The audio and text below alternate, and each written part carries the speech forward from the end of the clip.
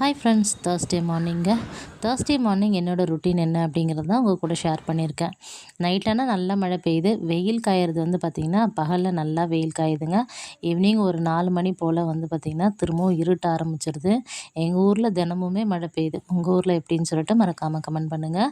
கீழே வாசல் கூட்ட போகிறதுக்கு முன்னாடியே வந்து உருளைக்கிழங்கு வேக வச்சுட்ருந்தேன். மாவு வந்து கரைச்சி வச்சுட்டேன். தோசை மாவு கரைச்சி வச்சுட்டு சாதத்துக்கு உள்ள வச்சுட்டு தான் கீழே போனேனே. வரதுக்குள்ளே இது எல்லாமே ஆயிடுச்சு. வந்த உடனே வந்து அரிசி போட்டு சாதம் வடித்தாச்சு. இன்றைக்கி தேர்ஸ்டேங்கிறதுனால ரொம்பவே சிம்பிளான ரெசிபி தாங்க. காலையில் பிரேக்ஃபாஸ்ட்டுக்கு வந்து தோசையும் உருளைக்கிழங்கு கிரேவி வச்சுட்டு மதியத்துக்கு வந்து தயிர் சாதம் செஞ்சுட்டு உருளைக்கிழங்கு வறுவல் தாங்க பண்ணியிருந்தேனே. ஏன்னா இன்றைக்கி வந்து ஸ்கூல்லேருந்து வர்றதுக்கே எப்படியும் ஒரு 6 மணி போல் ஆயிரும். அதனால் காலையிலேயே முடிஞ்ச வரைக்கும் வீடெல்லாம் வந்து தொடச்சிட்டு பூஜை பாத்திரம்லாம் கழுவி வச்சுட்டு நான் வந்து கிளம்பிட்டேன் அப்படின்னா எனக்கு ஈஸியாக இருக்கும். ஈவினிங் வந்த உடனே இதெல்லாம் செய்யணும் அப்படிங்கிற அந்த கஷ்டம் இல்லாமல் இருக்கும். ஏன்னா 6 மணிக்கு பிறகு வந்து வேலை செய்யணும் அப்படிங்கிறது ரொம்ப கஷ்டம்தான். அதனால் காலையிலேயே கூடுமான அளவுக்கு கொஞ்சம் சுறுசுறுப்பாக எல்லா வேலையும் முடிச்சிடணும்னு பார்ப்பேன்.